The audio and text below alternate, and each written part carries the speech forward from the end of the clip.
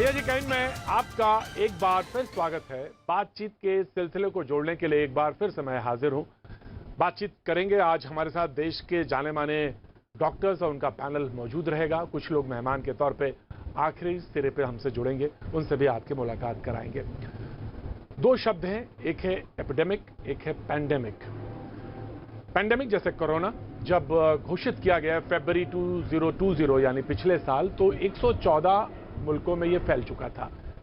और पैंडेमिक के साथ जो एपिडेमिक मैंने शब्द इस्तेमाल किया यानी महामारी, वैश्विक महामारी और महामारी। तो महामारी वो जैसे ब्लैक फंगस को कुछ राज्यों ने देश में महामारी घोषित किया। एक बड़ा लंबा प्रोटोकॉल होता है, सख्त प्रोटोकॉल है जब महामारी घोषित किया जाता है। मैंने आपको बताया इसलिए कि दोनों में फर्क है। आखिर महामारी घोषित क्यों करनी पड़ी? तमाम देशों से अलर्ट होता है, अलर्ट हो जाते हैं। अलर्ट तो वैसे ही है, खासतौर से कोरोना को लेकर जब आप पैंडेमिक में हो, लेकिन दवाइयों को लेकर भी एक प्रोटोकॉल आता है कि कम है तो उसको मुहैया कराई जाए। WHO की एक गाइडलाइंस है, उस तमाम सारी चीजें होती हैं। लेकिन ब्लैक फंगस इतनी बड़ी मुसीबत कैसे बन गया? तमाम मुल्कों ने इसकी तरफ देखा है और सोचा और समझा। जब पिछले हफ्ते हम बात कर रहे थे इस पर, तो मैंने एक शब्द बोला था कि मुझे ऐसा लगता है कि इस पर अभी बहुत कुछ आना बाकी है। और मैं लगभग एक हफ्ते बाद ब्लैक फंगस पे फिर बात कर रहा हूं और मैं ये कह रहा हूं कि अभी भी इस पे बहुत कुछ आना बाकी है, रिसर्च होना बाकी है। हालांकि मैंने तब ये कहा था कि जो भी डॉक्टर्स पढ़ते हैं वो जानते हैं बड़ा कॉमन है ब्लैक फंगस। घर द्वार, आसपास बगीचे, मैदानों पे मिलता है और रहता है ब्लैक फंगस। लेकिन एकदम से कैसे हुआ, कैसे आया, चिंता का विषय बन गया, ये बहुत महत्वपूर्ण है। आज बात करेंगे इस पर, लेकिन ये चिंता कितनी बड़ी है इसकी ओर एक इशारा पहले। अभी संतोष का समय नहीं है। हमें अभी एक लंबी लड़ाई लड़नी है। और अब मंत्र हमारा क्या होगा? हर व्यवस्था के लिए, हर इकाई के लिए नया मंत्र यही है, जहां बीमार वहीं उपचार। ये हम भूले नहीं, जहां बीमार वहीं उपचार। साथियों, हमारी इस लड़ाई में अभी इन दिनों ब्लैक फंगस की एक और नई चुनौती भी सामने आई है। इससे निपटने के लिए जरूरी सावधानी और व्यवस्था पर ध्यान देना जरूरी है। अभी जब मैं आप लोगों से बात कर रहा था तो उसके लिए जो भी मेरे पास जानकारियां थी वो मैं आपके साथ शेयर भी की थी। साथियों, सेकंड वेव के दौरान प्रशासन ने जो तैयारियां की है, उन्हें केस घटने के बाद भी हमें इसी तरह चुस्त दुरुस्त रखना ही है।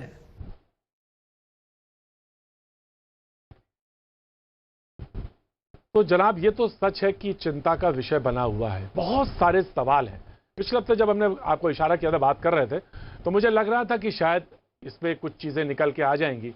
लेकिन अभी भी इसमें एक मिस्ट्री से एक बनी हुई है, एक मिस्ट्री सी है कि आखिर ये है क्यों और एकदम से ऐसा क्यों हुआ है। ये सवाल सबके दिमाग में है कि एकदम से ये ऐसा क्यों हुआ है। कोरोना के समय में लोगों ने कहा कि इम्यूनिटी डाउन है, किसी ने कहा डायबिटीज है, किसी ने कहा ऑक्सीजन की सिलेंडर है, किसी ने कहा स्टेरॉइड्स है। सारे लोग समझ रहे हैं, लेकिन ये एक बात दिमाग में जरूर है कि आखिर एकदम से ऐसा क्यों हुआ। 13 साल का बच्चा अहमदाबाद में अभी ऑपरेशन करना पड़ा है, खबर आई ब्लैक फंगस को लेकर। हमारे साथ जो मेहमान आज जुड़ रहे हैं उनसे मैं आपका पहले परिचय, तारुफ और इंट्रोडक्शन कराऊंगा। डॉक्टर सुब्रमण्यम स्वामीनाथन, जाने माने देश के एपिडेमियोलॉजिस्ट हमारे साथ जुड़े हैं। Thank you so much sir हमारे साथ जुड़ने के लिए। डॉक्टर निखिल टंडन एम्स से हमारे साथ जुड़े हैं, एचओडी हैं एंडोक्राइनोलॉजी से। Sir thank you so much. बहुत कुछ आपसे आज सवाल हैं और मैं जरूर जानना चाहूंगा doctor Nikhil Tandon. Doctor Rahul Agrawal, senior consultant ENT हमारे साथ जुड़ रहे हैं। Thank you so much sir, बहुत बहुत शुक्रिया। और हमारे साथ सुबह राहुल जुड़ रही हैं जो कि कोविड टास्क फोर्स से मेंबर हैं, वो हमारे साथ जुड़ रही हैं। Thank you so much. और डॉक्टर मंजरी त्रिपाठी, न्यूरोलॉजिस्ट हैं, एम्स से ताल्लुक रखती हैं, हमारे साथ जुड़ी हैं। Thank you so much. Doctor Subramaniam, मैं सबसे पहले आना चाहता हूं आपके पास और ये जानना चाहता हूं ये आपसे कि एकदम से ये कैसे आया? अगर ये चारों तरफ मौजूद है तो क्या ये हवा में भी मौजूद है फंगस? और अगर ये हवा में मौजूद है तो फिर हमें जानना पड़ेगा कि इसका मतलब क्या हुआ। हवा में मौजूद है। तो लोगों ने कहा तो कोरोना भी तो हवा में मौजूद है। तो क्या डिफरेंस क्या है और कितना बड़ा ये डर है कि एकदम से अकस्मात जैसे इरप्शन सा हुआ, लोगों ने कहा ये इरप्शन सा है, क्यों है, वाई? तो ये जानना चाहते हैं लोग कि आखिर ये ऐसा क्यों है। डॉक्टर सुब्रमण्यम। मामला ऐसा है कि जो इम्यूनिटी का जो नुकसान हो रहा है, वो जो स्टीरॉयड, वो दवा के कारण, वो तो बिल्कुल है, वो तो एक बहुत बड़ा कारण है। मगर फिलहाल वही एक कारण नहीं बता सकते, क्योंकि अगर फंगस नहीं है तो फंगस का इन्फेक्शन हो ही नहीं सकता, क्योंकि ये फंगस का इन्फेक्शन कहीं और नहीं हो रहा है, तो बस इंडिया में ही इतना ज्यादा हो रहा है फिलहाल। दूसरा बात यह है कि रूमेटोलॉजी के पेशेंट और ट्रांसप्लांट के पेशेंट के लिए इतना सारा तो दवा चल रहा है, उनके यहाँ भी इतना फंगस का इन्फेक्शन नहीं हो रहा है। तो कोविड में क्यों हो रहा है? अगर हवा में कंटामिनेशन हो जाता है फंगल स्पोर्स के साथ, तो फंगस का इन्फेक्शन किसी को भी हो सकता है, बिना स्टेरॉइड्स के भी। तो प्रॉब्लम यही बनता है कि बड़े बड़े अस्पताल में जो लिक्विड ऑक्सीजन जो है, क्वालिटी उसका बहुत बढ़िया है, मगर जब ऐसे ऑफ कर देते हैं जिसमें क्लीनिंग वगैरह नहीं हुआ हो, या ऑक्सीजन का फिलिंग जहां से करते हैं वहां पर क्वालिटी कंट्रोल उतना नहीं हो, और फिलहाल अभी बहुत सारे इंडस्ट्री से ऑक्सीजन मिल रहा है, उनका क्वालिटी कंट्रोल कितना है वो बहुत बताना बहुत मुश्किल है। ऐसे जगहों में तो फंगल का स्पोर का कंटामिनेशन बिल्कुल ज्यादा हो सकता है। और फिलहाल जब ब्लास्टिंग हो जाता है तो सीधा आपके नोज के अंदर पड़ जाता है, क्योंकि कोविड में तो बहुत सारे डैमेज तो लंग में होता है। तो पिछले साल बता रहे थे कोविड से लंग का इन्फेक्शन चांस ज्यादा है, वही बता रहे थे, कपा कोविड एसोसिएटेड पल्मोनरी एस्परजिलोसिस बता रहे थे। मगर हमारे यहाँ तो वो उतना प्रॉब्लम नहीं हुआ। ये म्यूकोरमाइकोसिस कहां से शुरू हुआ? ये तो बस ऐसे ऑक्सीजन से ही हो सकता है, ये मेरा राय है। राइट सर, थोड़ा सी ऑडियो की प्रॉब्लम है, आपसे वो सॉर्ट आउट करने की कोशिश करते हैं हमारी टेक्निकल टीम आपसे। लेकिन मैं डॉक्टर निखिल टंडन मैं आपके पास आना चाहता हूं। और अगर ये पैथोजन मौजूद है, हमने इसमें तो कहीं दो राय ही नहीं है, इन्फेक्शन हो रहा है, तो सवाल ये था कि अगर लंग्स पे था, सवाल ये आ रहा था कि हम इन्फेक्शन हो रहा है कोरोना से लंग पर, सवाल ये आया कि साइनसेस मैं बताना चाहूंगा कि ये दोनों सैक्स हैं, जो यहाँ और इस तरफ ये साइनस के सैक्स हैं। अब सवाल यह है कि यहां से कैसे इन्फेक्शन होने लगा, कैसे एक सबसे इरप्शन हुआ। लोगों ने कहा कि इम्यूनिटी तो सर कोरोना के जब फर्स्ट लेयर आई उसके बाद भी लोगों ने इतना केसेस नहीं दिखाई पड़े, तो सेकेंड वेव में एकदम से ये इरप्शन कैसे हुआ, लोगों को जानना ये है, चिंता ये बनी है कि ये महामारी की कैटेगरी में आ गया है। और आप इसका सवाल का जवाब आप सबसे अच्छे बेहतर तरीके से दे सकते हैं, डॉक्टर निखिल टंडन। मैं प्रयास जरूर करूंगा। देखिए, इसमें कई सारे कंट्रीब्यूटिंग फैक्टर्स हो सकते हैं। आपने खुद अपने आप ही उन कंट्रीब्यूटिंग फैक्टर्स के बारे में जिक्र किया है। नंबर 1 कि ये म्यूकर के स्पोर्स आपके पर्यावरण में व्यापी हैं, ठीक है, और ये आम इंसान तक भी पहुंचेंगे, लेकिन हमारी इम्यूनिटी हमें इससे बचा के रखती है। अब कोविड वाली परिस्थिति में क्या हो रहा है, पहले मैं उसको समझाऊं, उसके बाद मैं प्रयास करूंगा बताने की पिछली बारी और अब के बीच में फर्क क्या हो सकता है। कोविड वाली परिस्थिति में कोविड से इम्यूनिटी में गिरावट आती है, किसी भी वायरल इन्फेक्शन की वजह से आ सकती है, नंबर 1। नंबर 2 क्या होता है कि इस बारी पिछली बारी के मुकाबले में स्टीरॉइड्स का प्रयोग ज्यादा मात्रा में किया हुआ है। डॉक्टर साहब अभी आपको कह रहे थे कि और बीमारियों में भी किया जाता है, उसमें कोई संदेह की बात नहीं, लेकिन इस समय क्या हुआ है, जो गाइडलाइंस हैं उसके अनुसार जितने दिन के लिए देना था, जब शुरू करना था, और जितने अरसे के लिए देना था, उससे कई ज्यादा लोगों ने लिया है, क्योंकि कई लोगों ने घर में बैठ के स्वयं निर्णय कर लिया था कि हमें स्टीरॉइड देने की आवश्यकता है। और तीसरी चीज क्या हुई, जैसे डॉक्टर साहब ने कहा कि अन्य विशेषज्ञ भी स्टीरॉइड्स देते हैं, लेकिन वो इलेक्टिवली देते हैं, उसमें ध्यान रखते हैं कि शुगर की मात्रा में कोई वृद्धि तो नहीं हो रही है। इस बारी मुझे लगता है कई सारे लोगों ने बिल्कुल ही बेधड़क स्टीरॉइड्स का प्रयोग किया है। किसी ने ये ध्यान नहीं दिया कि इन स्टीरॉइड्स की वजह से अगर पहले से डायबिटीज है तो एक खूब उछाल आएगी शुगर की, या नहीं भी है डायबिटीज तो स्टीरॉइड की वजह से शुगर हो सकती है। तो ये 3 मुद्दे हैं जो मिलके आए। एक चौथा मुद्दा है जिसके बारे में मैं कहना चाहूंगा, मुझे इसके बारे में ये नहीं मालूम इसका कितना योगदान है। अभी जो सर्ज हुआ है, एक कारण उसका ये भी बताया जाता है, जो वेरिएंट हैं कोरोना वायरस के जो इस सर्ज से संबंधित हैं, वो जो ओरिजिनल वेरिएंट्स है वो अलग हैं। तो क्या इन वेरिएंट्स की वजह से इम्यूनिटी पर कोई खास ऐसा फर्क पड़ा है जो इम्यूनिटी और भी डाउन चली गई है? तो ये 3-4 मोटे-मोटे मुद्दे हैं और उसकी वजह से हमें अभी तक यही समझ में आया, और भी कारण हो सकते हैं, लेकिन अभी तक यही 3-4 मोटे मुद्दे हैं जिसकी वजह से हमें लगता है कि एक साथ से इतने केस हुए हैं म्यूकरमाइकोसिस के। राइट, मैं सुब्रमण्यम आपके पास आना चाहता हूं क्योंकि ऑडियो आपकी डिस्टर्ब थी। मल्टी डिसिप्लिनरी डिजीज अगर महामारी है ये, यानी कि अगर मैं कहूं तो डॉक्टर राहुल अग्रवाल जो बैठे हैं वहां से शुरू होती है, वो ENT के एक्सपर्ट हैं, और डॉक्टर शुभा राहुल बैठी हैं, और यहाँ पे मंजरी त्रिपाठी मुझे दिख नहीं रही है स्क्रीन पर, लेकिन डॉक्टर मंजरी त्रिपाठी पे जाके खुदा न खास्ता वहां पहुंचता है वो, यानी वो ब्रेन तक पहुंचता है और वहां पे जाकर वो खत्म होता है। तो मल्टी डिसिप्लिनरी है, कई विभाग इसमें संलग्न होते हैं। डॉक्टर निखिल टंडन का लास्ट वाक्य जो है, सेंटेंस जो है, क्योंकि साइंस में जो चीजें जवाब नहीं होता जिनका, वहीं पे चीजें आके रुकती हैं, जवाब वहीं ढूंढा जाता है। सवाल यही है, मैं आपके पास फिर आऊंगा डॉक्टर सुब्रमण्यम, मैं जानना चाहता हूं कि वेव अगर बात करिए, अगर मैं नाम ना भी लूं, आई एम सॉरी, अभी शायद वो ठीक से नहीं कनेक्टिविटी हुई, तो डॉक्टर निखिल टंडन मैं एक बार फिर से आपके पास आता हूं। डॉक्टर निखिल टंडन, मैं ये जानना चाहता हूं, वेव्स के साथ अगर वेरिएंट के साथ कंट्रीज का नाम ना भी जोड़े तो मैं फिलहाल छोड़ता हूं। ब्रिटेन में हुआ तो वहां पे नहीं सुना दिखाई पड़ा, अमेरिका में हुआ वहां नहीं सुनाई पड़ा, हमारी कंट्री में ही क्यों ऐसा हो गया कि यहां पे कौन से वेरिएंट है भाई? 13 लाख किसी ने कहा या इतने वेरिएंट्स हैं हमारे यहाँ, 3000 से ज्यादा म्यूटेशन हो चुके हैं, सॉरी वेरिएंट नहीं, म्यूटेशन हो चुका है। तो सवाल यह है कि वहां नहीं हुआ, यहां कैसे हो गया? या ये गंदगी का रीजन है? क्योंकि फंगस माने फफूंद, फंगस माने फफूंद।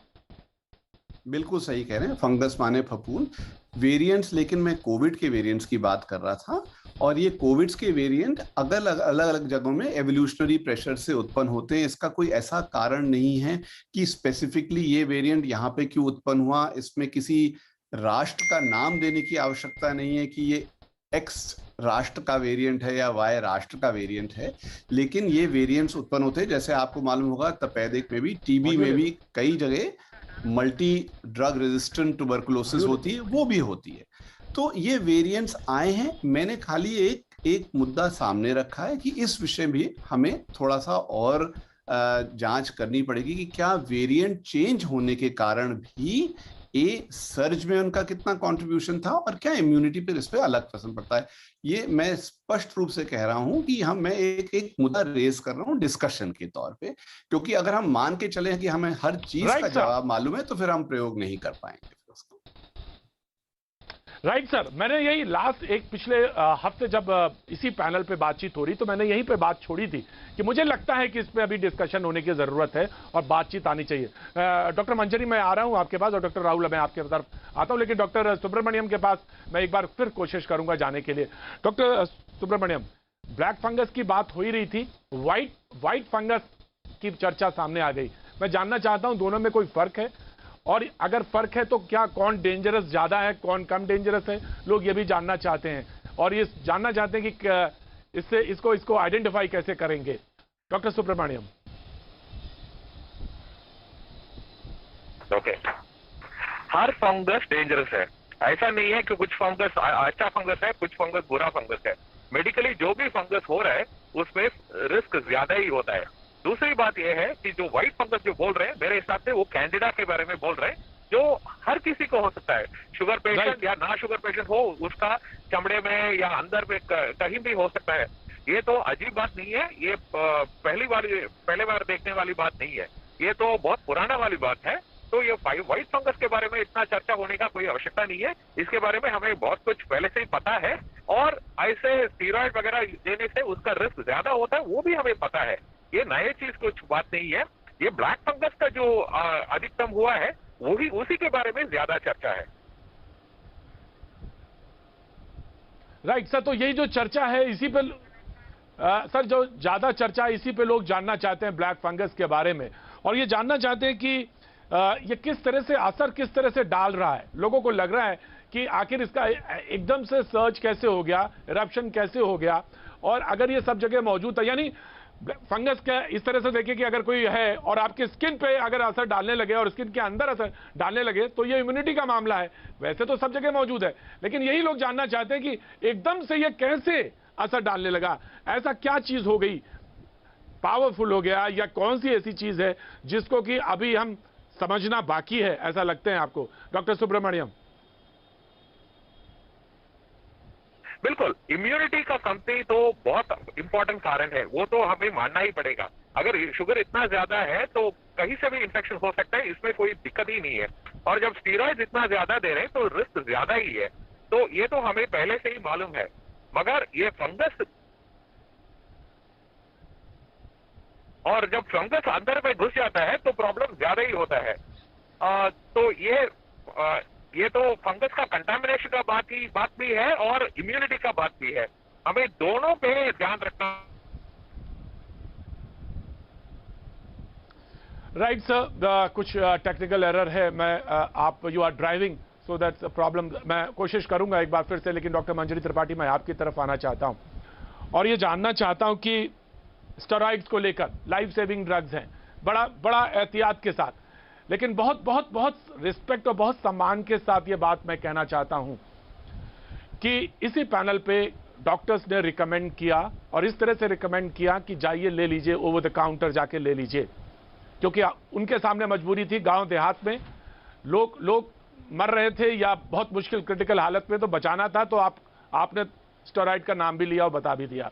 आज समस्या कुछ और खड़ी हुई है देश के सामने।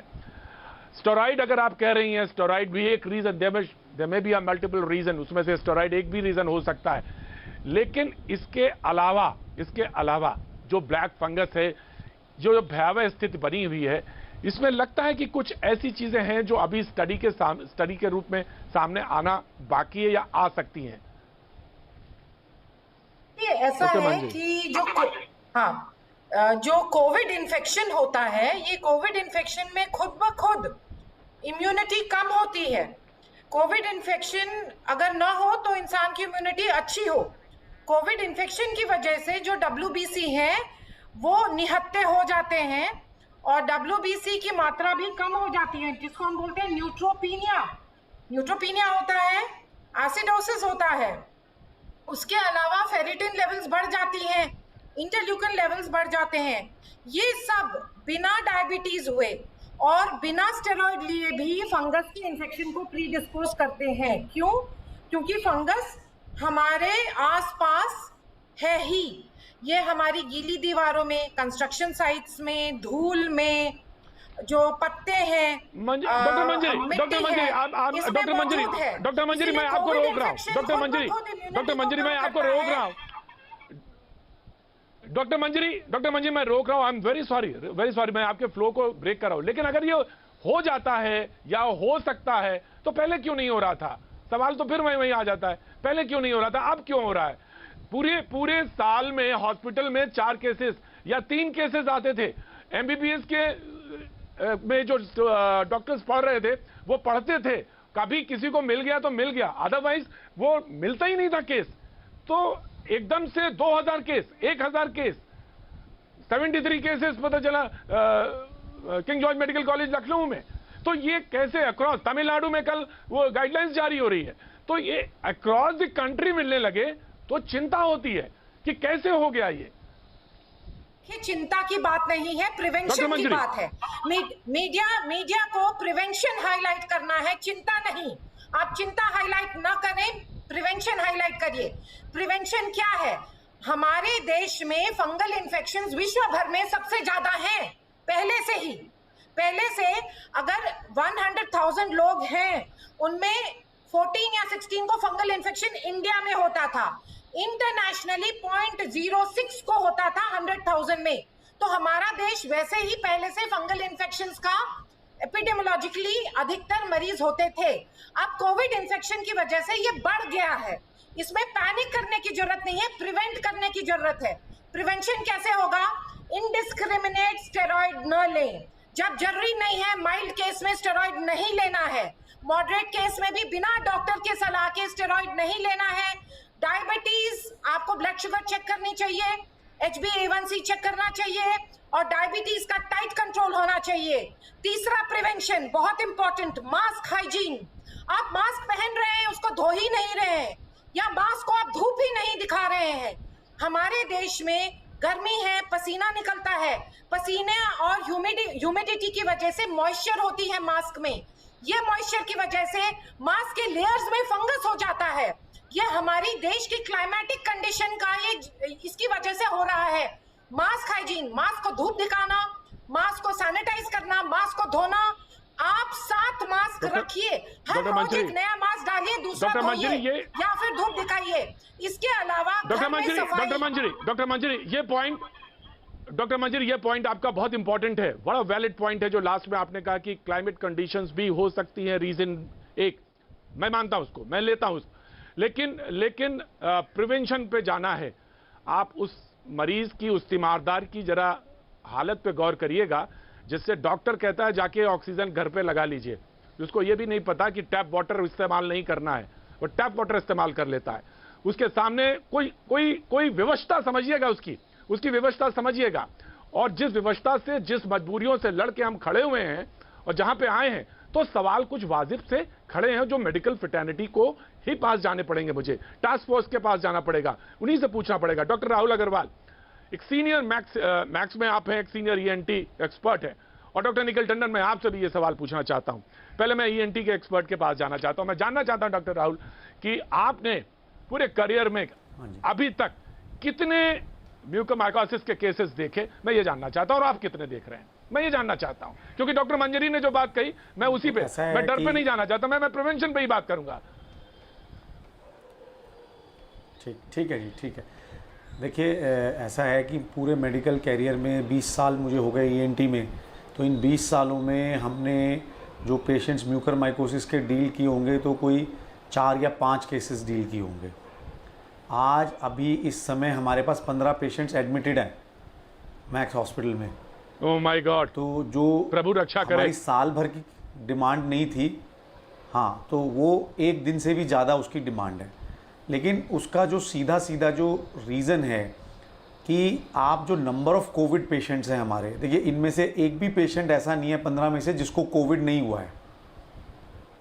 15 के 15 पेशेंट्स ऐसे हैं जिनको कोविड हुआ है, स्टीरॉयड थेरेपी मिली है, या तो उनको हिडन डायबिटीज़ थी या पहले से डायबिटीज़ थी। केवल एक पेशेंट ऐसा है हमारा जिसको यंग फीमेल है 23 ईयर्स ओल्ड, जिनको डायबिटीज़ नहीं है। 15 में से 14 लोगों को डायबिटीज़ और 15 के 15 लोगों को कोविड हिस्ट्री है। यानी कि आज की डेट में हमारे पास एक भी मरीज ऐसा नहीं है जिसको कोविड नहीं हुआ है म्यूकोरमाइकोसिस का। तो इसका मतलब कोविड का कोई ना कोई सीधा रिलेशन इस बीमारी को बढ़ाने में है, और डायबिटीज़ का भी है। डायबिटिक पेशेंट तो हम पहले भी देखते थे जिनको म्यूकर हो जाता है, बहुत कम को होता था, लेकिन होता था डायबिटीज़ को या HIV पॉजिटिव पेशेंट्स को या कीमोथेरेपी चल रही है, यानी किसी वजह से जिनकी इम्यूनिटी डाउन है उनको ही होता था। ठीक है, आज लेकिन जिनको कोविड है उन लोगों को ये हो ही रहा है। और ये 3 चीजें हमने बिल्कुल कॉमनली ऑब्जर्व करी हैं, कोविड, डायबिटीज, स्टीरॉइड्स, कॉम्बिनेशन है। अगर हम गाइडलाइंस के हिसाब से जाएं तो गाइडलाइंस में जितने स्टीरॉइड बताए हैं पर हम देख रहे हैं उससे बहुत ज्यादा स्टीरॉइड्स दिए जा रहे हैं। गाइडलाइंस में तो डेक्सामेथासोन की 6 मिलीग्राम डेली डोज है maximum mild to moderate cases में, लेकिन हम तो देख रहे हैं 8 मिलीग्राम भी ले रहा है पेशेंट घर पे बैठ के। 20 mg तो यहीं पे लोगों ने बता दी। नहीं, वो मेड्रोल के लिए ले रहे हैं, मेड्रोल की डोजेज अलग हैं, मिथाइल प्रेडनिसोलोन की डोजेज अलग हैं, लेकिन जो रिकमेंडेड था जिस पे रिसर्च हुआ है वो डेक्सामेथासोन पे हुआ है। तो डेक्सामेथासोन की 2 मिलीग्राम दिन में 3 बार मैक्सिमम डोज देनी है आपको, ठीक है ना, लेकिन हम उससे बहुत ज्यादा दे रहे हैं। और बहुत सारे मरीज हिंदुस्तान में इस प्रकार के, मैं आपके पास आ रहा हूं, मैं आता हूं आपके पास। जो सवाल था, राइट साहब, डॉक्टर साहब, एक तो डायग्नोसिस होती है, वो डायग्नोसिस के लेवल पे मैं था, और वो ये बात मैं आपके पैनल के लास्ट तक पहुंचते पहुंचते मुझे ये बात समझ में आ गई। जो सेंटेंस आपने बोला, मंजरी ने जहां से छोड़ा था, मैंने आपके पास आते आते उस बात को समझ लिया कि कोई ना कोई कनेक्शन जरूर है, और कनेक्शन ये जरूर हो सकता है कि जिसको निखिल टंडन बार बार कह रहे थे। डॉक्टर साहब, डॉक्टर निखिल टंडन, मैं आपके पास एक बार फिर आना चाहता हूं। मैं आ रहा हूं Subramaniam, doctor Subramaniam, I am coming. Doctor Nikhil, मैं आपसे ये जानना चाहता हूं कि पूरी दुनिया की कैपिटल, डायबिटीज की कैपिटल यही कही जाती है हिंदुस्तान, और डायबिटीज के केसेस बहुत ज्यादा हैं, बहुत ज्यादा केसेस है। तो जब कोरोना हुआ तो डॉक्टर्स को पता ना हो, ऐसा भी नहीं हो सकता कि उनको ये ना पता हो कि पेशेंट ने ना बताया हो कि उसको डायबिटीज है या उसको डायबिटीज फर्स्ट वाली है या सेकंड वाली, हिस्ट्री पता होती है लोगों को। अब सवाल यह कि जो डोजेस दी गई वहां पे कुछ करेक्शंस की जरूरत थी। और दूसरी बात जो बहुत इंपॉर्टेंट है, जिसको कि मैं पिछले 2 दिन पहले बात कर रहा था, पोस्ट कोविड कोई प्रोफाइल बननी चाहिए जो कि बहुत करेक्शन के साथ सबके सामने हो कि ये पोस्ट कोविड प्रोफाइल है। You have to follow and you have to regularly follow, otherwise ये सिम्टम्स बढ़ेंगे। Doctor Nikhil Tandon. Thank you so much, आपने बहुत इंपॉर्टेंट बात करी है, लेकिन मैं पहला जो आपका टिप्पणी था उस पर कुछ कहना चाहूँगा। इंडिया डायबिटीज़ कैपिटल, लेकिन इंडिया के बारे में एक और चीज़ बता दूं, जो एक किसी भी क्रॉनिक डिजीज़ के बारे में एक रूल ऑफ हाव्स कहा जाता है कि अगर 100 लोगों को बीमारी, जैसे डायबिटीज़ अगर 100 लोगों को है तो 50% ऐसे हैं जिनको मालूम ही नहीं है उनको बीमारी है। It is not diagnose, unknown disease होती है। फिर आप आइए उन 50% में जिनको मालूम था, उनमें से आधे डॉक्टरी सलाह लेते ही नहीं है ठीक तरह से, और जो ले भी रहे हैं उनमें से आधे ऐसे हैं जिनकी शुगर कंट्रोल में जा रही है। इसका अर्थ है अगर 100 लोगों को डायबिटीज है तो 8वें हिस्से 12 लोग ऐसे हैं जिनकी शुगर कंट्रोल में है। नंबर 1। नंबर 2, ये प्रोटोकॉल का पार्ट है। जब भी कोई कोविड का मरीज अस्पताल पहुंचेगा या डॉक्टर के पास जाएगा, उससे पूछा जाता है कि आपको शुगर है कि नहीं। 50% जो हैं भी उनको मालूम ही नहीं तो वो बताएंगे नहीं। इसलिए हमने एक बड़ी साधारण सी गाइडलाइंस इसमें निकाली थी कि ऑल पेशेंट्स, चाहे वो कहें उन्हें डायबिटीज़ है या उनको ना कहें वो डायबिटीज़, उनकी स्क्रीनिंग होनी चाहिए। उसके स्क्रीनिंग के स्टेप्स हमने लिखे हैं। और अगर वो नॉर्मल भी आते हैं तो हमने उसका एक और भी चीज़ टिप्पणी करी थी या उसको सलाह दी थी कि अगर बीमारी का रुख गंभीर होता है या इंसान को स्टीरॉइड्स दिए जाते हैं, तो अगर पहले भी नॉर्मल थी तो भी उनकी स्क्रीनिंग करके देखते रहना चाहिए कि शुगर में कोई वृद्धि हो रही है कि नहीं हो रही है। तो ये बहुत इंपॉर्टेंट मैसेज मैं सबको देना चाह रहा हूं कि इस पे ध्यान रखना आवश्यक है। अब रहा दूसरा आपका सवाल कि पोस्ट कोविड, ये बहुत ज़रूरी चीज़ है और कई देशों ने, कई संस्थानों ने एक पोस्ट कोविड क्लिनिक का भी एक प्रबंध किया है और ये भी लोगों को बताया है कि अगर ये परिस्थिति हो तो तुरंत आप संपर्क करें।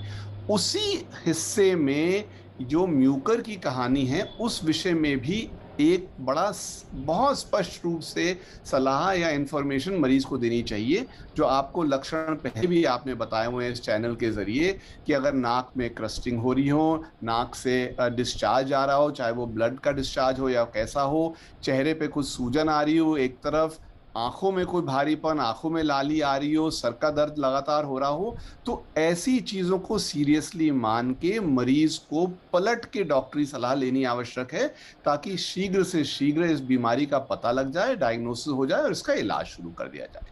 ये मेरे मोटे मोटे जवाब हैं आपके इन दोनों सवालों के लिए।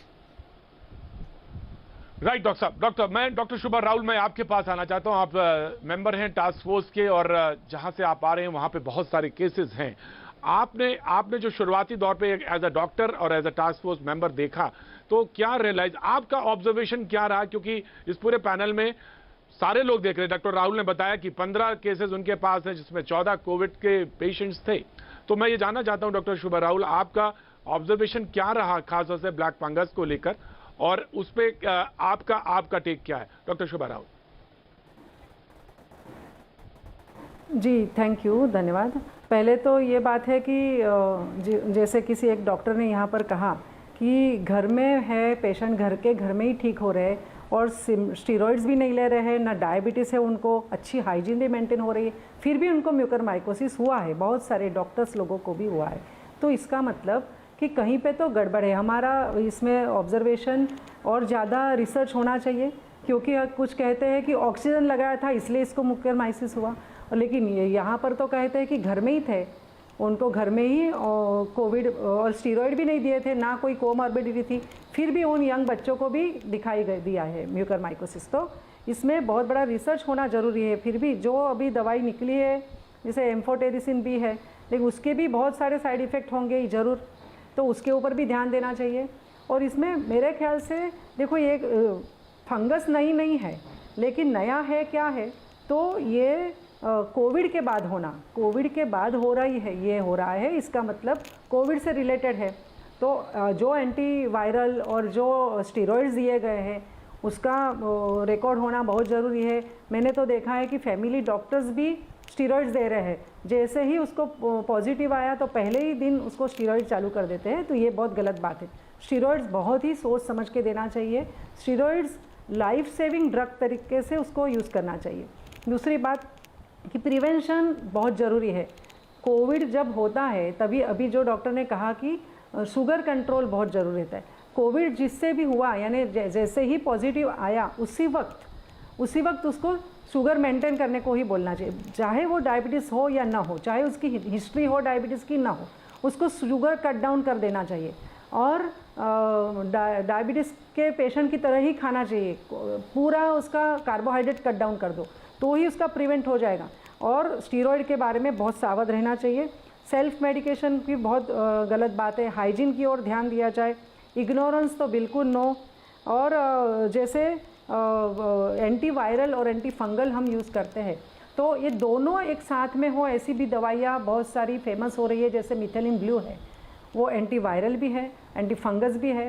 डॉक्टर मैं इसी पे आ रहा, प्रोफिलैक्टिक, राइट डॉक्टर, मैं इसी पे आऊंगा। Of course doctor, of course मैं इसी पे आना चाहता हूं जो आपने कहा कि हाँ दवाइयां, मैं डॉक्टर साहब आप कह दीजिए, बोल लीजिए, आप बोल लीजिए। बहुत सारी दवाइयां हैं, उनके साथ में मिथेलिन ब्लू, उनके साथ जितनी दवाइयां दी जा रही है अभी, उसके साथ में मिथेलिन ब्लू को क्यों नहीं यूटिलाइज हो रहे? इसके में हर एक दवाई का जो प्रॉपर्टी है उसमें है, जैसे एंटीवायरल है, एंटीबैक्टीरियल है, anti fungal, it is proved.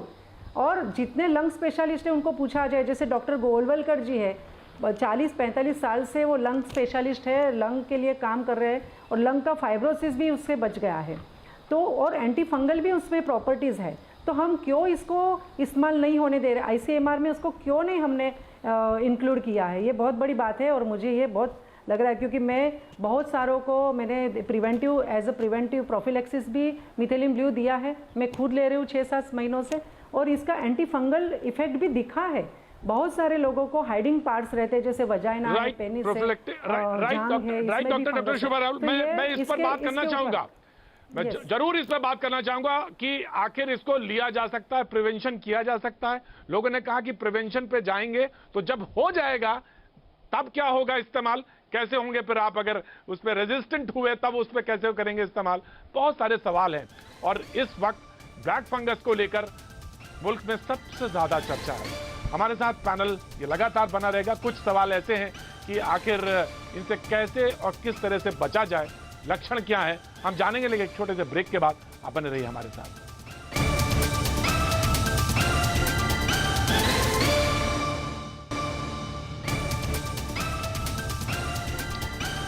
भैया जी कहीं में आपका एक बार फिर स्वागत है। और जो सबब कर दे बहुत जल्दी से, सवाल ये था कि जो ब्लैक फंगस है, म्यूकोमाइकोसिस, उसका क्या कोरोना से संबंध है? इस पे ज्यादातर लोगों का कहना, ज्यादातर डॉक्टर्स का, कि कोई ना कोई रिलेशन जरूर है। और दूसरी बात ये कि अभी भी बहुत कुछ कहा जाना बाकी है, स्टडी हो सकती है, होनी चाहिए, डिस्कशन का टॉपिक है, और ये इसके बाद कोई चीज ऑथेंटिक रूप से कही जा सकती है जो निकल के आएगी। लेकिन ये बात हो रही थी कि प्रिवेंशन क्या है, अगर मैं ले लूं दवा तो ना हो मुझे, क्या ऐसा हो सकता है म्यूकोमाइकोसिस के साथ, जो ब्लैक फंगस है उसके साथ, कि अगर कोई ऐसी दवा है जिसके बारे में कुछ चर्चा भी मिथेलिन ब्लू के बारे में डॉक्टर राहुल कर रही थी। मैं डॉक्टर निखिल टंडन, आपको जाना भी है, मुझे मालूम है, लेकिन मैं आपसे जानना चाहता हूं कि अगर कोई दवा ऐसी है जिसको ले लिया जाए और इसे ना हो, ऐसा संभव है क्या डॉक्टर निखिल टंडन? जी देखिए, ऐसा इसके बारे में ये इतनी रेयर बीमारी रही है कि इस विषय में कई बार ये डिस्कशन हुआ है कि कुछ दे सकते हैं कि नहीं दे सकते, लेकिन अभी एस्टैब्लिश प्रमाण हमारे सामने इतना नहीं है जिसकी वजह से हम ये साफ तरीके से सकते हैं कि आपको ये दवाई लेंगे तो इस बीमारी से आपको प्रिवेंशन हो जाएगा। ये एक बहुत इंपॉर्टेंट मुद्दा है, इस पे और कार्रवाई करने की आवश्यकता है, ताकि अगर हमें 2 चीजें करनी पड़ेंगी। क्लियरली आइडेंटिफाई कर लें कि कौन सा पेशेंट हाई रिस्क है, और उस पेशेंट को जो हाई रिस्क है उसमें हम क्या कर सकते हैं। आज की तारीख में जो हमें करने हैं वो जनरल प्रिकॉशन है, जिसके बारे में आपने काफी डिस्कशन अच्छी तरह से किया हुआ है, और वो 2 चीजों पे जरूर आएंगे, स्टीरॉयड यूज और शुगर कंट्रोल। और तीसरी चीज जो डॉक्टर मंजरी ने बहुत ही विस्तार में आपको अच्छी तरह से बताई है कि कैसे मास्क का प्रयोग करके, क्योंकि देखिए एंट्री पॉइंट जो है इन स्पोर्स का, वो हम जब सांस लेते हैं तो सांस के जरिए नाक में ही जाता है। तो वो मास्क ना केवल हमें कोरोना से प्रोटेक्ट भी करेगा, लेकिन अगर किसी को कोविड होके चुका भी है, वो मास्क आपको और एनवायरमेंटल पैथोजन से, और भी जो हमारे ये कीटाणु हैं जो सांस के जरिए हमारे शरीर में पहुंच सकते हैं और हमारी इम्यूनोसप्रेस स्टेट में हमें तकलीफ पहुंचा सकते हैं, उन सब को रोकने में हमारी मदद करेंगे। जहां तक दवाइयों का सवाल है, इस पे अभी डिस्कशन जारी है। मुझे लगता है मुझे इस समय कुछ कहना थोड़ा सा प्रीमेच्योर हो जाएगा, क्योंकि अभी कोई ऐसी दवाई को हमने गाइडलाइन में स्थापित नहीं किया है कि इसको देना जरूरी है। राइट डॉक्टर निखिल टंडन, और यही परेशानी है और यही मुसीबत, क्योंकि वक्त बहुत बहुत कठिन वक्त है निश्चित तौर से डॉक्टर फ्रेटर्निटी के लिए, साइंटिस्ट के लिए ऐसा टफ टाइम है कि कोई शॉर्ट बता ही नहीं सकता, क्योंकि जैसे जैसे चैलेंजेस आ रहे हैं उस चैलेंजेस को हमको स्वीकार करना पड़ रहा है, उसी हिसाब से मोल्ड करना पड़ रहा है। डॉक्टर स्वामीनाथन, मैं आपके पास आना चाह रहा था, और ये बात बार बार कही जा रही थी कि चीजें जिस तरह से निकल के सामने आ रही हैं, कि आपने भी जिसका जिक्र किया कि साइनसिस के थ्रू हो जा रहा है, लंग्स में नहीं जा रहा है, इन्फेक्शन साइनसिस में हो रहा है। तो ये एक बड़ी पिक्यूलियर सी चीज है, और इसको अगर कोरोना से आप जोड़े तो कोरोना से तो लंग में हमें प्रॉब्लम आ रही थी, तो यहाँ पे म्यूकस साइनसिस पे जा रही है। तो ये एक विचित्र चीज देखने को मिल रही है जहां तक इसका सवाल है। डॉक्टर स्वामीनाथन, सुब्रमण्यम स्वामीनाथन।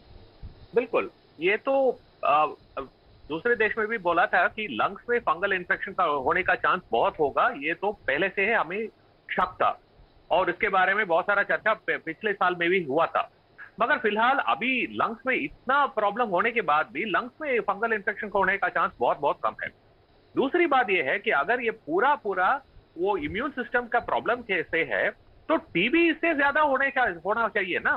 तो हमें जो फंगस हो रहा है उससे 10 गुना ज्यादा हमें टीबी का केस दिखना पड़ेगा, मगर टीबी का केस उतना ज्यादा नहीं हुआ है। तो इसमें कुछ अजीब सा बात है, इसमें बहुत चर्चा करना पड़ेगा, क्योंकि अगर टीबी का रेट उतना नहीं बढ़ रहा है, बस फंगस का ही रेट बढ़ रहा है, और वो भी साइनस का फंगस, ये बहुत अजीब सी बात है। तो इसके बारे में और सारा स्टडीज करना पड़ेगा और एपिडेमियोलॉजिकल लिंक हमें ढूंढना पड़ेगा। तो इसके, और अभी के लिए तो शुगर का कंट्रोल और स्टीरॉयड का उपयोग जो कम करना है, ये बहुत बहुत जरूरी है, और सावधान रहना पड़ेगा। अर्ली डायग्नोसिस और अर्ली ट्रीटमेंट से ही इसमें कुछ फर्क किया जा सकता है। राइट, तो ईएनटी के पास जरूर जाना पड़ेगा, और ईएनटी ही उसके सारी रेमेडी का है, वहीं पे आना पड़ेगा। लेकिन उससे पहले आऊं तो मैं डॉक्टर मंजरी आपके पास आना चाहता हूं। डॉक्टर मंजरी, यही कंसर्न था, यही परेशानी थी। प्रिवेंशन हम सारे लोग लेना चाहते हैं, प्रिवेंशन हम करेंगे भी, मास्क हम लेंगे, मास्क पर भी लोगों ने, आपने जो बात कही, क्लाइमेट वाली बात कही, वो बहुत इंपॉर्टेंट इशू है, हो भी सकता है, वो अच्छी दिशा में सोच वो हो भी सकती है। लेकिन जो बात अभी डॉक्टर सुब्रमण्यम कह रहे थे कि ये कंसर्न है कि केसेस टीबी के ज्यादा हो सकते हैं, नहीं हो रहे, लेकिन प्रॉब्लम कहीं आ रही है साइनसिस में, स्टडीज की जरूरत है। इसलिए हम इस मौजूदा वक्त में क्या कर सकते हैं ये तो आपने बताया, लेकिन म्यूकोमाइकोसिस में जो लेट कब होता है ये मैं जानना चाहता हूं, क्योंकि ब्रेन तक ये चला जाता है, और लोगों को अर्ली सिम्टम्स कैसे देखने चाहिए। डॉक्टर मंजरी, ये बहुत इंपॉर्टेंट है। डॉक्टर मंजरी, देखिए, ये Mucor mycosis rhino cerebral Mucor mycosis हो सकता है। इसका प्रवेश नाक से ही करता है। जो साइनसेस और नाक होते हैं, ये जो फंगल स्पोर्स होते हैं, ये नाक के द्वारा नाक के अंदर साइनसेस के अंदर जाके, और साइनसेस और ब्रेन का बहुत करीबी संबंध है। उसके थ्रू ये इन्वेड करते हैं ब्रेन को, और ब्रेन में ये फंगल एब्सेस कर सकते हैं या फंगल ग्रोथ कर सकते हैं, और आंखों की जो नसें हैं उसके पास भी जा सकते हैं। और इसीलिए इसके सिम्टम्स होते हैं सरदर्द, आंखों में डबल विजन होना, आंखों में धुंधला दिखाई देना, और आंखें लाल हो जाना, आंखों का जम जाना, आंखें हिलेंगी नहीं, आंखें जम जाएंगी, बहुत लेट होगा। तो अगर आपके नाक के आसपास सूजन है और आपकी आंखों में आपको डबल दिखाई दे रहा है, सरदर्द हो रहा है, तो ये बहुत इंपॉर्टेंट सिम्टम्स है। इसके अलावा उल्टी आना, गर्दन में दर्द होना, जिसको नेक स्टिफनेस हम बोलते हैं, ये भी हो सकता है। और बहुत एडवांस केसेस में लकवा टाइप, जैसे एक साइड का हाथ पैर भी पैरालाइज हो सकता है। बहुत एडवांस केसेस में दौरे भी आ सकते हैं।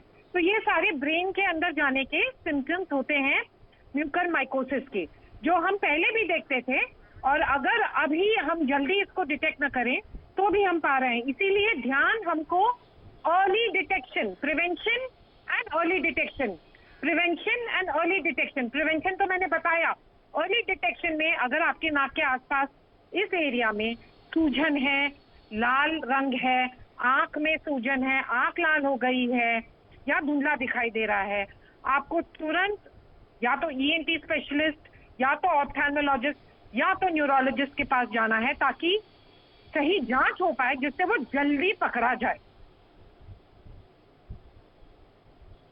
राइट डॉक्टर मंजरी, बिल्कुल सही आपने कहा। इसमें मैंने कहा ये मल्टी डिसिप्लिनरी डिजीज है, जिसमें ऑप्थेल्मोलॉजी से, न्यूरोलॉजी से और ईएनटी के एक्सपर्ट इन्वॉल्व होते हैं। डॉक्टर अग्रवाल, मैं आपके पास आ रहा हूं सीधे, क्योंकि यहीं पे सोल्यूशन है और इसे आप ही उसके सोल्यूशन के आसपास ले जाते हैं। डॉक्टर अग्रवाल, दिक्कत यह है कि अगर जैसे ही हो, अर्ली सारी चीजें हो, डिटेक्ट हो, आपके पास आए, आपके आने के पास आप किस तरह से उसको ट्रीटमेंट करते हैं? लोगों ने कहा कि गए और वहां पे पता चला कि अभी 13 साल के बच्चे को उसको ऑपरेशन करना पड़ा। लेट कहां हो जाता है? ये तो कब कहते हैं लेट मत करें, लेट कहां हो जाता है ये जानना लोग चाहते हैं। कहां पे लेट हुआ? ईएनटी के पास, ईयर नोज थ्रोट के एक्सपर्ट के पास कब, किस वक्त आए? ये बहुत बड़ा सवाल है। देखिए, ऐसा है लेट का जो डेफिनेशन है ये बहुत मुश्किल है, क्योंकि म्यूकर माइकोसिस में जब भी पेशेंट आपके पास आएगा, अगर अर्ली भी आता है, यानी कि कोई ब्लैकनिंग नहीं है अभी, अगर आप लोकल एग्जामिनेशन कर रहे हैं पेशेंट का, उसको सर में दर्द है, धुंधलापन दिखाई दे रहा है और आपने एग्जामिनेशन किया और आपको नाक में कहीं भी ब्लैकनिंग नहीं दिख रही, लेकिन आपको डाउट है कि इसको म्यूकर है और आपने टेस्ट कराए, जिसमें कि मेन टेस्ट एमआरआई स्कैन होता है, पीएनएस का और ऑर्बिट्स का और ब्रेन का कॉन्ट्रास्ट एमआरआई होता है। तो अगर आपने वो कराया और उसमें साइंस आए हैं कि भाई म्यूकर है, और ये एक इमरजेंसी ट्रीटमेंट है, मतलब आपको इसमें वेट नहीं करना है, बहुत ज़्यादा वेट नहीं कर सकते हैं। जैसे ही मरीज़ आएगा तुरंत उसको टेकअप करना पड़ता है, और 2 ही इलाज हैं और दोनों को एक साथ करना है, सर्जरी और दवाई जो कि सबको पता है आजकल जो फेमस दवाई है एम्फोटेरिसिन बी, जिसके कई प्रकार के फॉर्म्स में आती है एम्फोटेरिसिन बी, और सर्जरी। अगर आप सर्जरी नहीं करते हैं, यानी कि जहाँ जहाँ फंगस नाक में आई है और आँख में आई है, उस हिस्से को आपको निकालना ही पड़ेगा, आप उसको नहीं छोड़ सकते, चाहे वो ब्लैक नहीं भी है अभी, पर उसको निकालना ही पड़ेगा। तो सर्जरी मस्ट है म्यूकर माइकोसिस में। ऐसा कोई स्टेज नहीं है म्यूकर का जहां पर आप सर्जरी को अवॉइड कर सकते हैं। अर्ली होगा तो कम जगह इन्वॉल्व है, आपको कम जगह निकालनी पड़ेगी। लेट होगा तो आपको आंख भी निकालनी पड़ सकती है, सारे साइनसेस भी निकालने पड़ सकते हैं, और अगर ब्रेन में चला गया तो ब्रेन तो नहीं निकाल सकते आप, तो ब्रेन में अगर चला जाता है तो बहुत खतरनाक हो जाता है। तो लेट तो है कि ब्रेन में चला गया, अगर हम उस हिसाब से देखें तो लेट हम मानेंगे कि भी ब्रेन में चला गया। राइनोसेरिब्रल म्यूकर माइकोसिस हो गया तो लेट है। अगर उससे पहले जितना जल्दी आएंगे, डॉक्टर साहब एक सवाल, डॉक्टर साहब एक सवाल और आता है, डॉक्टर अग्रवाल एक सवाल, राइट डॉक्टर अग्रवाल एक सवाल आता है कि कोरोना के पेशेंट के साथ तो उसका तीमारदार नहीं जाता उसके साथ, लेकिन क्या म्यूकर माइकोसिस के साथ तीमारदार चला जाएगा? मेरा सवाल पूछने का मतलब यह है कि मैन टू मैन या ह्यूमन टू ह्यूमन इसका ट्रांसमिशन है, क्योंकि संक्रमण कहते हैं और इरप्शन फैल रहा है, तो ये जानना चाहते हैं लोग। देखिए, ऐसा है, म्यूकर माइकोसिस उन्हीं लोगों में होता है जिनकी इम्यूनिटी कॉम्प्रोमाइज्ड है किसी भी वजह से, कोरोना की वजह से, शुगर की वजह से, ट्रांसप्लांट की वजह से, HIV इन्फेक्शन की वजह से, कीमोथेरेपी की वजह से। हम म्यूकर माइकोसिस उन्हीं लोगों में देखते हैं जिनकी इम्यूनिटी किसी न किसी वजह से सप्रेस्ड है। तो एक आम इंसान जिसकी इम्यूनिटी सप्रेस नहीं है, जिसको ये बीमारियां नहीं है, उसको म्यूकर माइकोसिस का कोई खतरा नहीं है, ठीक है, तो वो अपने मरीज के साथ रह सकता है। दूसरा, अभी तक हम जो पेशेंट देख रहे हैं, मान लीजिए हमारे पास 15 पेशेंट हैं, तो 15 पेशेंट कोविड से रिकवर्ड हैं। 4-5 पेशेंट ऐसे भी हैं जो कोविड वार्ड में हैं, जिनको कोविड है और उनको भी म्यूकर है, पर वो मरीज कम हैं, या अभी जैसे जैसे म्यूकर के केसेस बढ़ रहे हैं तो हम भी ज़्यादा एहतियात रख रहे हैं, हम भी ज़्यादा ध्यान रख रहे हैं, तो वो केसेस भी सामने आने लगे हैं जो ऑलरेडी कोविड से भी सफ़र कर रहे हैं और म्यूकर भी हो गया है। उनके साथ तो तीमारदार नहीं जा सकता क्योंकि उनको कोविड है, लेकिन अधिकांश मरीज म्यूकर के ऐसे हैं जिनको कोविड रिकवर हो गया है और अब म्यूकर है, तो उनके साथ उनके रिश्तेदार तीमारदार रह सकते हैं। राइट डॉक्टर शुभा, आप क्योंकि टास्क फोर्स की मेंबर हैं और टास्क फोर्स में हैं और खासतौर से म्यूकोमाइकोसिस पे आपका काम है, मैं ये जानना चाहता हूं डॉक्टर शुभा कि एक सवाल मैंने पहले भी पूछा था, उसका जवाब हालांकि आया था, लेकिन लोग आम भाषा में जानना चाहते हैं उसका कि बाहर जब हुआ, बाहर के देशों में हुआ तो वहां ये केसेस नहीं आए इस तरह के, यहां हुआ तो केसेस आ रहे हैं और काफी तादाद में हैं।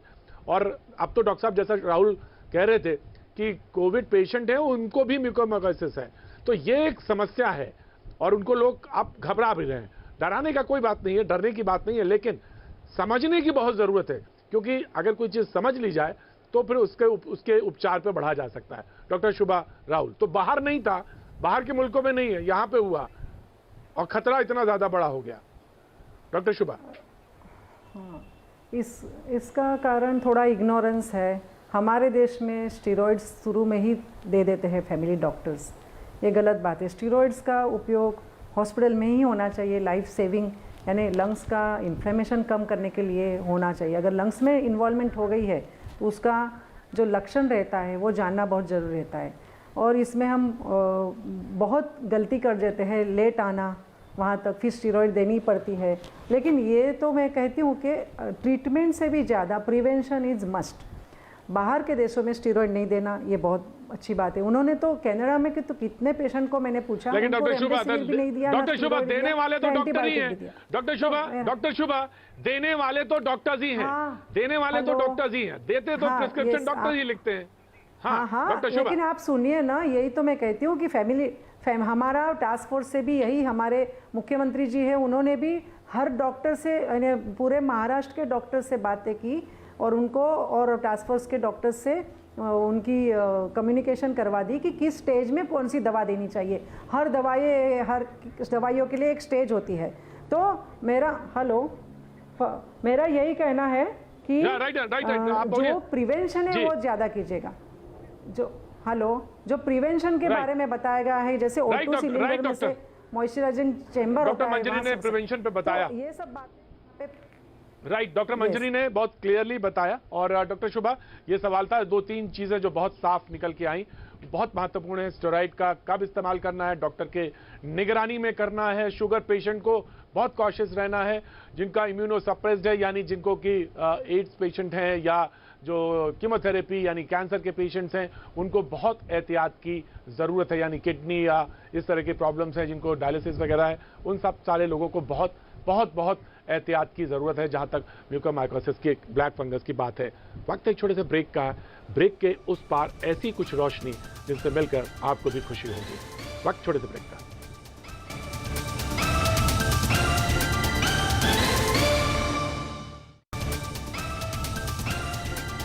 भैया जी कहने में आपका एक बार फिर स्वागत है। एक तरफ साइंटिस्ट, डॉक्टर्स कुछ सवालों के लिए लगातार जूझ रहे हैं, कोशिश कर रहे हैं रोशनी लाने के लिए, और एक तरफ वो लोग भी हैं जो समाज में, आम जनजीवन में मौजूद हैं, सेतु बनाने में, ब्रिज बनाने में जुटे हैं, हाथ में मशाल है और रोशनी वो फैला रहे हैं। 3 लोग जो आज हमारे साथ इस मेहमान के कॉलम में मौजूद हैं। अमित कुमार गुप्ता समाजसेवी हैं, जौनपुर से हैं, उत्तर प्रदेश से, बहुत बहुत स्वागत है अमित जी। सतीश अरोड़ा जी समाजसेवी चंदौसी से हैं हमारे साथ, उत्तर प्रदेश से, उनका भी बहुत बहुत स्वागत है। और शकील नगर पालिका कर्मचारी हैं, गुना से हैं, मध्य प्रदेश से। आप तीनों का बहुत बहुत स्वागत है। सबसे पहले मैं शकील साहब आपकी तरफ आना चाहता हूँ। मुझे जब मैं आपका प्रोफाइल पढ़ रहा था तो देखा मैंने, उसमें लिखा हुआ था कि ईद की नमाज भी नहीं पढ़ पाए और घर वालों ने इसके लिए कहा भी, लेकिन लगभग 400 लोगों का दाह संस्कार अंतिम क्रिया में लगे रहे। और शकील साहब, मैं आपका स्वागत करता हूं, सैल्यूट करता हूं, आपका अभिनंदन करता हूं, और जिन शब्दों में भी कहें वो कम है। बहुत बहुत स्वागत है आपका शकील साहब। जी sir, thank you sir. Shakeel साहब, ये कैसे लगा कि अंतिम संस्कार के लिए जुट जाना चाहिए, और आपने वो फर्ज जो है उस फर्ज भी पीछे कर दिया और आप जुट गए उस जो मानवता की सेवा में, जो शायद सबसे बड़ा एक मिसाल है। शकील जी। सर, मानव सेवा सबसे बड़ा धर्म है। क्या बात है सर, मानव सेवा सबसे बड़ा धर्म है और सभी धर्मों से बढ़कर मानव सेवा है सर। तो जिस दिन ये बीमारी शहर में और देश के अंदर फैली, उसी दिन मैं दृढ़ संकल्पित हो गया कि मुझे अब अस्पताल जाकर लोगों की मदद करना है। जो मेरे से बन पड़ेगा मैं वो करूंगा। और जो एक्सपायर हुए लोग बाग कोविड वार्ड में एक्सपायर हुए जिला चिकित्सालय में, तो मैंने साहब उनकी अंत्येष्टियां कराई और उनके परिवार वालों को सतावना दी और कोविड-19 के बचाव के लिए सबके लिए प्रेरित किया और सबसे निवेदन किया कि अपने लिए बहुत सावधानी से रहना है।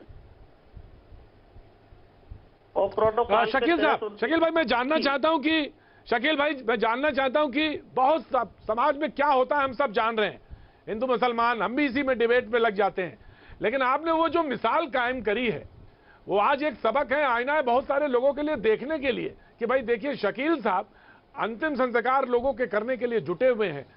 इन्होंने कुछ नहीं देखा, उन्होंने देखा कि मानव जो है, मनुष्य होना वही बड़ा है। शकील जी। जी सर, बिल्कुल। मानव सेवा सर सबसे बड़ा कर्म धर्म है और मैंने वही किया है सर। और जो अंत्येष्टियां मैंने कराई है सर, बहुत से लोग वक्त तो छोड़कर भी चले जाते थे, लेकिन मुझे उनसे प्रेम था सर। हमारे कैसे भी इनकी अंत्येष्टियां मुझे कराना है। घर वाले चले गए तो चले गए छोड़कर, लेकिन मुझे छोड़कर नहीं जाना है। और उनकी बिल्कुल अपने धर्म के रीति रिवाज से उनकी अंत्येष्टियां करें। मैं जानता हूं, मैं समझता हूं शकील भाई, आप जैसे लोग और मिसाल कायम करते हैं। आज आप हमारे भैया जी कहीं में जब शरीक हुए और जब हमारी रिसर्च टीम ने आपके बारे में निकाल के दिया, मुझे बहुत खुशी हुई कि आज आपसे जरूर मिलेंगे और मुलाकात करेंगे। मध्य प्रदेश के गुना से आप आते हैं, मैं सैल्यूट करता हूं भैया जी, कहीं मैं आपका स्वागत करता हूं। बहुत बहुत शुभकामनाएं। आपकी बहुत सारी ईद जो हो बहुत मीठी हो और ऊपर वाला आपको तमाम खुशियों से नवाजे। बहुत बहुत शुक्रिया। सतीश अरोड़ा जी हमारे साथ मौजूद हैं। सतीश जी, बहुत सारी बातें लोगों ने कहीं इस मौके पर, बहुत सारी बातें हमारे सामने आई। स्कूल में आइसोलेशन सेंटर आपने बना दिया और अपने पैसों से आइसोलेशन सेंटर बना के खड़ा कर दिया, तो ये लगा नहीं कि अपना पैसा है इस समय बचाना चाहिए मुश्किल के समय में, जबकि आप तो आके आइसोलेशन सेंटर बनाने लगे लोगों के लिए। सतीश जी। देखिए, सबसे पहले तो मैं न्यूज 18 का बहुत बहुत आभार व्यक्त करूंगा कि हम लोग को एक मौका दिया आपने, जिससे हमें प्रेरणा मिलती है और हमारे द्वारा भी किसी को प्रेरणा मिलेगी। देखिए, मानव जीवन जो बाके बिहारी ने हम लोगों को इस धरती पर भेजा है, तो ये हमें बताया है कि हमें यहाँ जाकर के मानव की सेवा करनी, अपने जीवन को सफल बनाना है, अपने माता पिता के जो बनाए आदर्श हैं हमें उन आदर्शों पर चलना है। और देखिए, पैसा तो ईश्वर की देन है, अपना पैसा कुछ नहीं है, जो कुछ दिया हुआ है ईश्वर ने दिया है और इस समाज ने दिया है। अगर इस दौरान में, इस महामारी के दौरान में अगर ये पैसे का हम लोग सदुपयोग कर लें तो हमारा जीवन सफल हो जाएगा। जब हम धरती पर रह करके, कलयुग में धरती पर रह करके अपना कमरा मकान बनाते हैं, तो हम लोगों को ऊपर जब पहुंचना है तो उस जगह के लिए भी कम से कम एक कमरा हमें ऐसा मिल जाए जहां पर हम भगवान का भजन कर सकें और अच्छे लोगों के बीच में हम रह सकें। इस महामारी के दौरान लोगों को जब मरते हुए देखा, ऑक्सीजन से के बिना तड़पते हुए देखा, तो रूह कांप गई। श्री सनातन धर्म पंजाबी सभा मंदिर जो चंदौसी में विशाल मंदिर है, जिसके तत्वाधान में हम लोग जन्माष्टमी और रामनवमी का पर्व मनाते हैं, उसी के तत्वाधान में हम ये सामाजिक कार्य करते हैं। उसमें चाहे सर्दी में दिसंबर, जनवरी, फरवरी के माह हो, तो सुबह प्रातःकाल 7 बजे से 8 बजे तक चाय का वितरण करते हैं और भी गरीबों को राशन बांटना, गरीबों को पेंशन बांटना, ये काम जो है सभी सेवकों के द्वारा होता है। उसकी अगुवाई करने का मौका मुझ जैसे कुछ व्यक्ति को जरूर मिलता है। तो मैं आपका भैया जी कहीं में मैं आपका स्वागत करता हूं, अभिनंदन करता हूं। बहुत बहुत शुक्रिया। आप जैसे लोग एक मशाल लेकर खड़े हुए हैं, शकील भाई जैसे लोग तमाम सारे चीजों को छोड़ के सब ये मान के कि मानव सेवा बड़ी है। शकील भाई जैसे लोग एक उदाहरण है समाज के लिए, जिनको देखना है उनको देखना चाहिए शकील भाई जैसे लोगों की तरफ, सतीश जी जैसे लोगों की तरफ। लेकिन मैं एक उत्तर प्रदेश का एक छोटा सा जिला है, क्वार्टर है जौनपुर, वहां रुक करना चाहता हूं। वहां एक है ऑक्सीजन वाले भैया जी, कहीं में ऑक्सीजन वाले भैया का बहुत बहुत स्वागत है। तो ये नाम लोगों ने ऑक्सीजन वाले भैया कैसे दे दिया आपको, अमित जी? धन्यवाद जी। हेलो हेलो जी बोलिए बोलिए बोलिए बोलिए बोलिए बोलिए बोलिए बोलिए सर बोलिए। एक्चुअल हमारे जिला, जैसे आपने कहा, छोटा जिला है हमारा, और इसमें मेडिकल जो सुविधाएं हैं उससे आप सब लोग अवगत ही हैं कि किस तरीके की स्थितियां हैं। 20 अप्रैल से हमारे यहाँ सबसे ज़्यादा समस्या ऑक्सीजन रिलेटेड समस्याएं आई, जिसको कवर करने के लिए हम लोगों ने ऑक्सीजन सिलेंडर गुजरात से जो है मंगाया रेलवे के थ्रू, ताकि लोगों में जो है प्रॉपर जो ऑक्सीजन की समस्या आ रही थी, बेसिक ऑक्सीजन की नहीं थी, वो समस्या थी सिलेंडर्स की। तो हम लोगों ने उसको चैनलाइज किया, वहाँ से इक्विपमेंट्स को मंगाना पड़ा। हमारे शहर में थोड़ी कमियां थी उस समय, उस दौरान। हालांकि प्रशासन ने हमारे ज़िले के बहुत उनका सहयोग रहा।